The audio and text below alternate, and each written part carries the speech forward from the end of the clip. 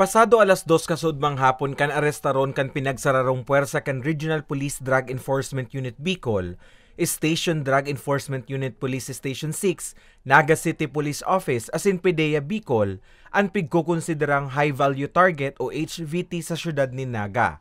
Ang suspect binistong si 15 Nieto y Masculino, 37 anyos kan housing 2 Barangay Monserrat, Magaraw, Camarines Sur.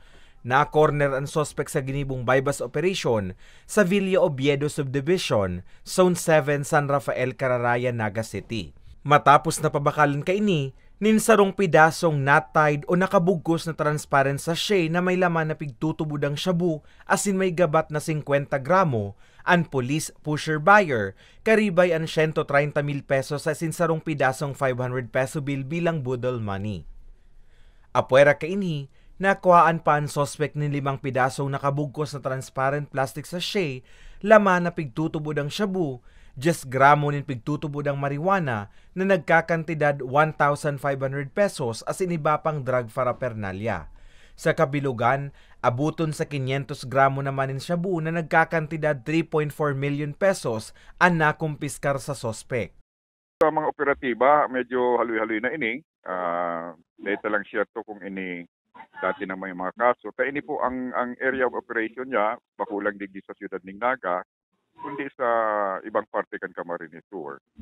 So, iyan po, taga Magaraw, So, kataning lang na barangay, na banwaan kan Naga City. Nabot sabihon, bakulang sa Naga nag-ooperate ini, pati na tayo pang mga parte kan Camarines Sur.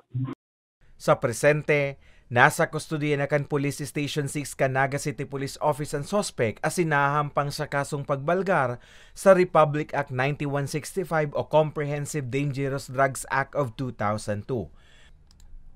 Mientras tanto, sa Barangay Cadlan Pili parehong probinsya, sarong residensya naman ang sinalakay kan otoridad maagahon ka na kaaging Domingo.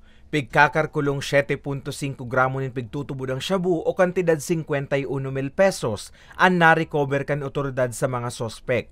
Nabawi man kan otoridad ang ginamit na buy-bust money na nagkakantidad 15,000 pesos sa 5 sospek na enterong residente kan probinsya as inaaktuhan na nagagamit nin illegal na droga. Kasong pagbalgar sa Republic Act 9165 o Comprehensive Dangerous Drugs Act of 2002 ang kakaatubangon kan mga sospek na dainamo na pinangaranan pa kan pulisya na nasa kustudiya pangunyan kan Pili Municipal Police Station. Para sa mga baretang tatak Bicol, Carmelo Balya.